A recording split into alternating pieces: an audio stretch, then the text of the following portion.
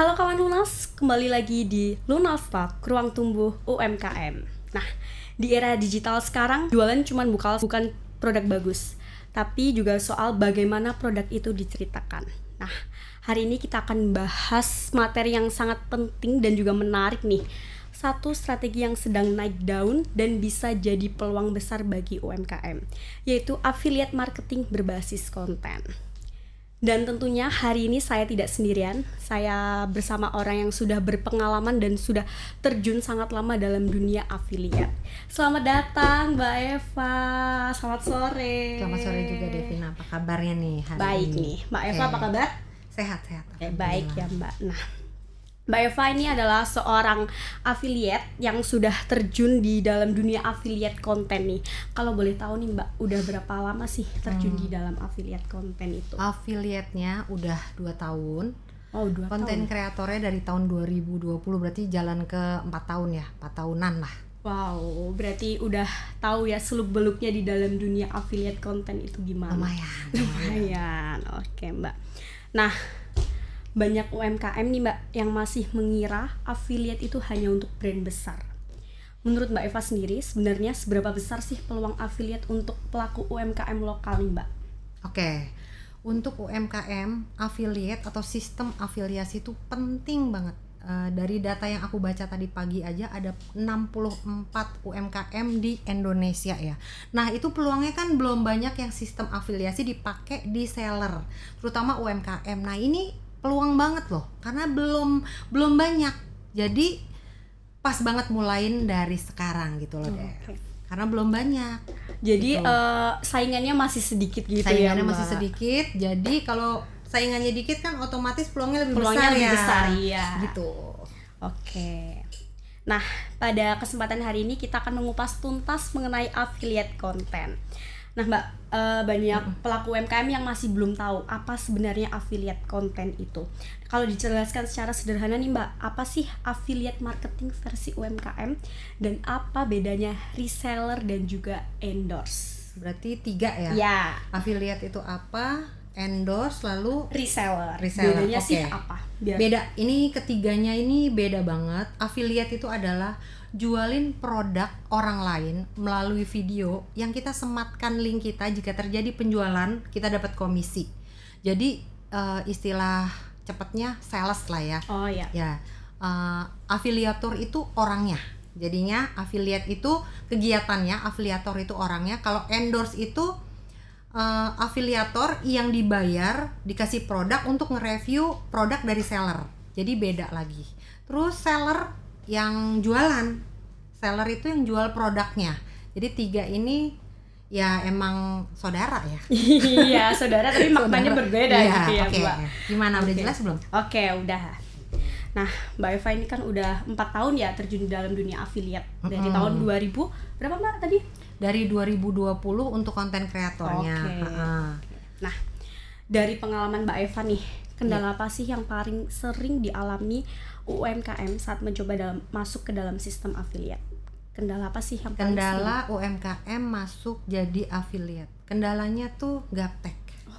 Jujur aja gaptek, terus udah gitu nggak konsisten, mudah nyerah. Itu aja yang paling aku sering alamin ngajar-ngajar pemula di UMKM, nggak usah UMKM, di orang-orang biasa juga gitu, nggak konsisten, cepet nyerah Dev, gitu aja. Tapi kalau gaptek kan bisa dipelajarin ya, barang kelihatan gitu gampang banget dipelajarin. Kayaknya mesti niat yang kuat deh. Kuncinya tetap niat ya Mbak. Ntar kalau baru nggak laris sebulan 2 bulan udah nyerah, udah mau mundur. Padahal kan konsisten kan emang nunggu 100 hari ya, 100 hari kok posting terus-terusan baru kelihatan hasilnya teman-teman. Oke. Nah teman-teman, Mbak Eva ini juga mengajar kelas affiliate ya Mbak ya. Oke. Udah berapa lama Mbak kalau mengajar kelas affiliate itu? Ini udah batch 15, jadi udah 15 bulan. Oh, 15 setahun bulan. lebih. Oke, itu di daerah Yogyakarta aja atau seluruh Indonesia? Ini sebetulnya kelasnya online, jadi dari kota mana aja bisa. Tuh. Tapi di Jogja ini 2 bulanan ini offline. Jadi warga Jogja maunya tuh ketemu, ngeliat, jadi diajarin langsung. kalau di Jogja. Tapi biasanya aku kerjain dari 15 bulanan yang lalu sampai sekarang sih dari Bali, dari Lombok, dari mana-mana tuh, dari Kediri, Kediri juga ada. Solo gitu. Semuanya itu emang online. Maksudnya online tuh supaya dari mana-mana bisa belajar gitu. Iya benar sekali. Oke. Nah, Mbak, kenapa sih konten itu menjadi kunci utama dalam keberhasilan affiliate khususnya untuk produk UMKM? Oke, karena kan eranya udah era medsos ya, era digital. digital ya. Jadi emang ujung tombaknya tuh di foto sama video.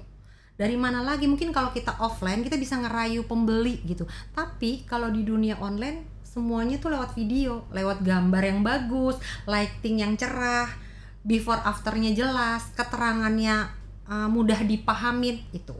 Berarti penting banget jawaban aku. Sangat penting ya kunci konten itu. Konten itu penting banget karena visual yang bergerak itu emang sangat menarik ya. Before afternya kelihatan gitu. Ya kan? Konten yang menarik pasti juga bisa menarik viewers yang banyak ya, Mbak. Viewers banyak nanti kan kita bisa ujung-ujungnya di endorse. Nah, ya, benar gitu. sekali, cuan lagi ya, Mbak. Oke. Nah, ini kita bahas konten ya, Mbak. Konten seperti apa sih yang paling efektif untuk membantu penjualan produk UMKM melalui affiliate? Apakah review, storytelling, atau konten edukasi? Nah, kalau menurut Mbak Eva sendiri konten apa sih? Konten apa ya? Algoritma berubah-berubah ya, Devina ya. Kemarin di tahun 2025 storytelling cakep banget. Sekarang juga masih cakep sih storytelling, masih disukain sama audiens. Tapi yang sekarang tuh talking head juga lagi naik daun. Jadi keterangan langsung, yang ngomong langsung, review produknya langsung, ownernya terjun gitu di depan kamera ngejelasin produknya, ini loh produk gue. Nah, storytelling boleh, kita nggak tampak muka, nggak talking head, bisa juga. Cuman lebih powerful itu kalau ownernya itu terjun dan nerangin produknya, review produknya, manfaat produk. Jadi pesannya bisa langsung tersampaikan kepada viewers gitu ya, Mbak. Kalau ownernya langsung yang terjun. Iya. Gitu. Oke.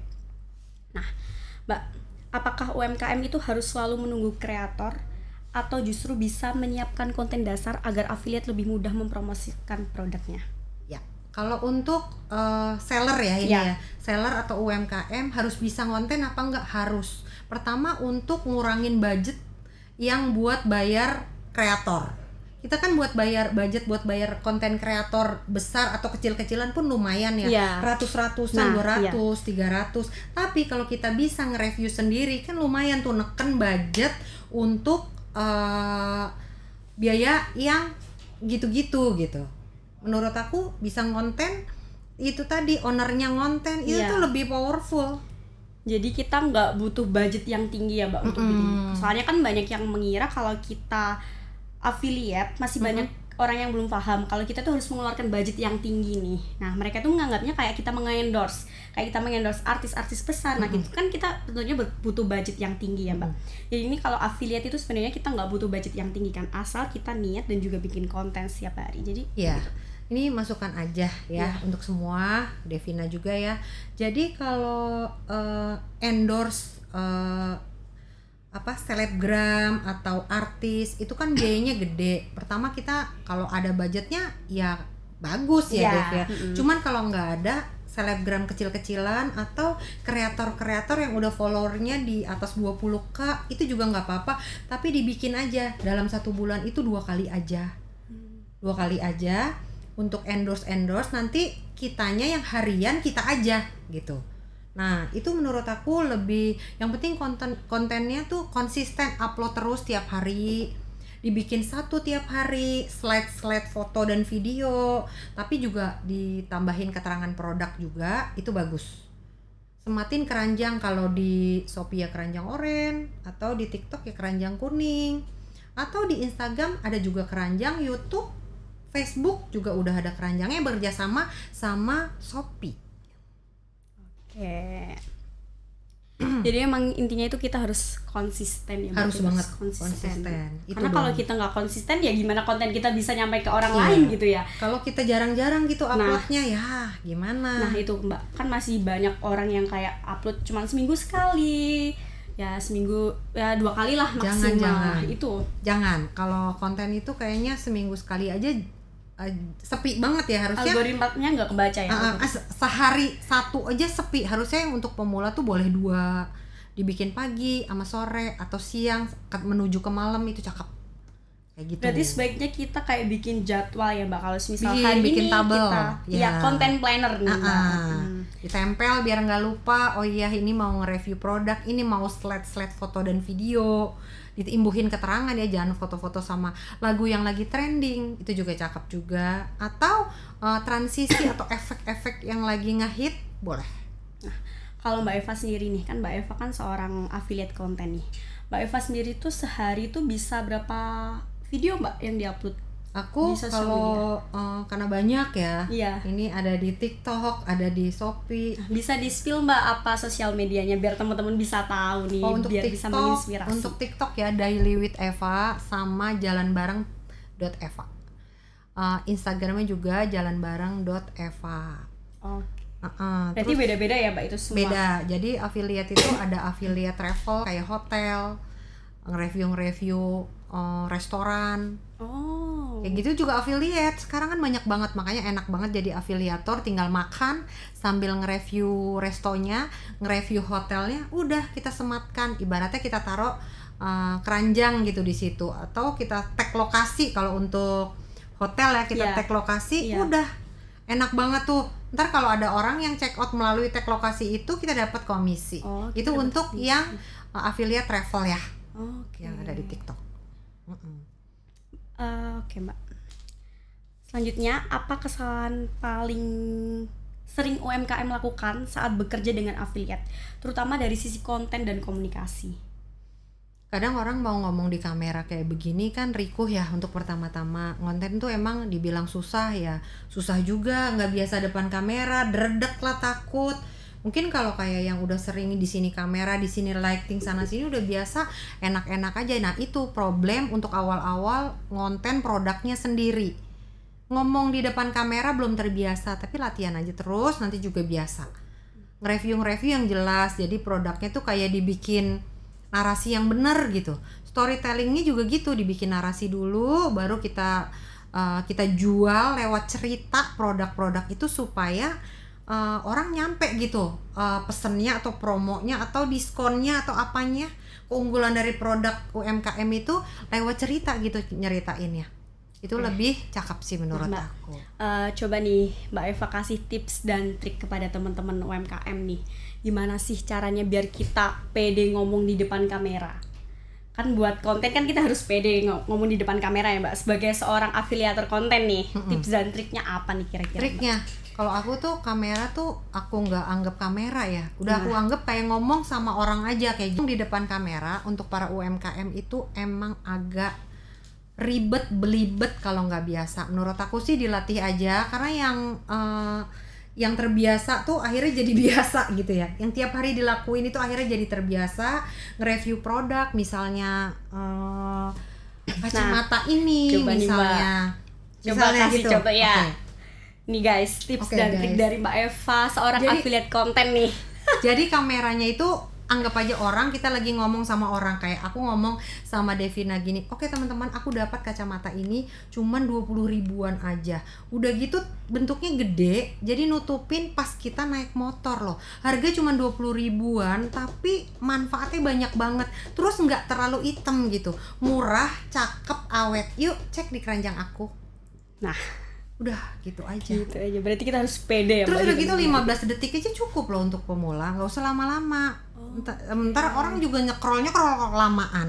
Judulnya ngapain sih, kan jualan kacamata. Oke. Tinggal di klik aja, ini kacamatanya lucu. Kalau perlu kita pakai juga, terus kita bilang, kita review dari samping, udah oke sih. Berarti durasi yang paling pas itu pokoknya pesan yang tersampaikan itu bisa masuk ke dalam viewers gitu ya Mbak? Iya, jadi misalnya kita mau nge-review kacamata ini 15 detik, 15 atau 20 detik. Nah, kita bikin hook, isi, closing. Closingnya itu ajakan untuk check out. Yuk, klik keranjang aku gitu. Tapi hooknya itu ya emang kita atur sih. Kacamata murah tapi nggak murahan. Yuk, gitu misalnya. Itu hook 3 detik pertama, itu yang nggak akan bikin orang nonton terus stay sampai kelar. Kalimat ajakan gitu ya Mbak. Oke nih Mbak. Nah, Selain penjualan, dampak apa lagi yang bisa dirasakan UMKM jika konsisten menggunakan strategi affiliate berbasis konten? Ya penjualannya bisa kemana-mana. Kan kalau jualan lewat online itu kayak 24 jam gak tutup-tutup Ya, itu enak banget. Jadi bisa terus bisa ke luar daerah, luar negeri. Jadi kayak luas banget lain sama kita buka offline. Itu kan kayak ada tutupnya ya. Kayak ada tutupnya gitu loh. Dari jam 10 kalau di Tamrin City Tanah Abang dari jam 10 sampai jam 4. Tapi kalau kita jualan online itu 24 jam, nggak berhenti-berhenti. Kita bisa jualan lewat live, kita bisa jualan lewat konten. Terus itu terus gitu. Kita bisa, orang bangun tidur jam 2 malam ngelilir, kita bisa check out. Jadi beneran enak jualan online. Oke, Mbak. Apalagi sekarang ada live ya, semua sosial media tuh ada live yang dibarengin sama live lagi. Terus gede gitu kontennya konsisten. Tiap hari mau bikin 2 per hari, makin bagus lagi. Gitu deh. Oke. Nah, Mbak, viewers Mbak Eva itu yang paling banyak di konten itu berapa sih? Tentunya kan udah banyak ya Mbak, udah lama terjun di dunia konten. Oke, mungkin kalau nggak kena ban itu yang Daily with Eva tuh udah 16k, mungkin turun-turun karena aku kena ban setahun kemarin 15k untuk itu. Tapi yang viewers 15k justru yang di endorse yang 7 ribuan doang. Gitu ya? Kan ada 2 akun tuh, Jalan Bareng titik Eva itu 7 ribuan ya, hampir 8 ribu. Itu tuh yang sering di endorse kayak kaos, terus minuman-minuman kesehatan. Itu malah yang sering di endorse malah di yang Jalan Bareng Eva. Tapi gitu. Yang 16k itu aku malah jarang gitu. Paling dapat sih 1-2 gitu. Okay. Jadi bukan dari follower sekarang. Sekarang itu orang ngelihatnya tuh dari share sama save. Gitu bukan ya. Like sama komen. Itu dari semua sosmed atau? Iya, dari semua sosmed. Pokoknya yang konten kita tuh di save sama di share itu yang juara. Oh gitu. Gimana caranya konten kita tuh di save dan di share sama audiens? Itu ya. Itu. Kalau untuk algoritma 2025-2026 ini aku sendiri yang ngerasain ya. Disclaimer dulu, beda-beda tiap orang, tapi kalau yang aku rasain ini pengalaman aku yang dari tadi aku ngomong di podcast ini sampai sekarang ini pengalaman aku gitu. Nah Mbak, aku mau tanya nih, menurut Mbak Eva seberapa penting peran pendamping seperti Lunas dalam membantu UMKM memahami dan menjalankan affiliate secara benar? Penting banget. Terutama yang gaptek sama yang nggak konsisten, penting banget pendamping kayak Lunas gini ya, kayak PT Lunas ya bilangnya. Ya kayak Lunas untuk ngedampingin UMKM yang belum pede gitu bikin konten. Cocok banget. Kalau nggak bisa sendiri ya berkolaborasi, itu pas banget. Berarti Lunas layanan UMKM naik kelas ini sangat membantu ya? Membantu banget. Membantu UMKM. Kita bisa mengajarkan semisal UMKM itu belum pede ngomong di depan kamera, belum tahu caranya bagaimana menggunakan affiliate, bagaimana atau caranya ini Dev, cara live-nya gimana, nata-nata kamera, lighting atau ngomong atau bikin narasi, skrip kan bisa diajarin ya. Tapi kan sekarang kan tutorial di sosial media, di YouTube, di TikTok kan udah banyak sekali ya Mbak, bagaimana cara kita affiliate. Berarti kita dengan adanya itu, apakah kita tetap membutuhkan peran pendamping langsung nih, kayak semisal Lunas? Ya. Kan kalau Lunas kan langsung terjun ya, langsung terjun mendampingi satu persatu gitu. Aku jawab nih. Ya. Oke. Jadi kalau kayak kita belajar sendiri, daya tangkap orang tuh beda-beda ya. Mungkin ada yang belajar lewat YouTube atau lewat TikTok, tutorial. Biar FYP upload ini bla bla bla gampang. Cuman beda lagi sama kita ketemu langsung gitu. Kita cuman ngedengerin doang sama kita diajarin step by stepnya itu beda. Mungkin ada orang yang tadi balik lagi yang cepet nangkep, ya bisa. Kalau yang agak lambat, terutama yang sepuh-sepuh gitu ya kan, nah itu didampingin aja pas banget. Nah, Mbak Eva ini juga seorang businesswoman nih ya Mbak. Boleh di-spill nih ke teman-teman, kira-kira bisnisnya Mbak Eva itu apa aja sih? Oke teman-teman, sebelum aku konten kreator, afiliator, aku tuh fashion designer. Jadi aku dari tahun 2010 itu buka toko fashion di Tanah Abang, Tamrin City Tanah Abang. Nah itu udah Dari 2010 sampai lama banget ya, Mbak. 2024. Iya, dari 2000 berarti udah berapa tuh Devina? 2000 berapa? 2010 sampai ke 2024. 14 tahun. Iya, udah Wow. konveksi, jualan baju, udah itu aja kerjaan aku. Nah, agak sepi, akhirnya aku main online-onlinean. Baju juga di-onlinein, deodoran spray produk aku juga di-onlinein. Ya udah, alhamdulillah. Semuanya Berarti Mbak lancar. Eva ini seorang Alhamdulillah. ibu yang keren ya. Beliau ini adalah seorang ibu dan juga seorang businesswoman yang sangat hebat. Nah, Mbak, terakhir nih. Satu pesan penting untuk UMKM yang ada di Yogyakarta, mengapa sekarang adalah waktu yang tepat untuk memulai memanfaatkan konten dan affiliate sebagai strategi pemasaran? Penting apa enggak gitu ya? Penting banget teman-teman. Karena sekarang tuh enak banget ya, ada dua. Bisa online sama bisa offline. Nah, kalau offline kan tinggal buka toko atau kita ikut pameran. Nah, online nih ya itu tadi, dari mana aja orang bisa beli. Kalau nggak bisa tinggal didampingin lunas. Atau mau belajar lewat YouTube, gampang banget asal ada niat. Kuncinya berarti tetap niat. Niat pengen bisa, niat pengen nyoba, niat mulai itu yang penting. Oke, baik. Baik, semoga obrolan hari ini membuka wawasan kita bahwa di era digital, konten bukan sekedar hiburan, tapi peluang. UMKM bisa naik kelas dengan strategi yang tepat, konsisten, dan berani mencoba. Ingat, cuan tidak datang dari menunggu, tapi dari bergerak dan berinovasi. Sampai jumpa di episode selanjutnya. Salam lunas, UMKM naik kelas. Terima kasih.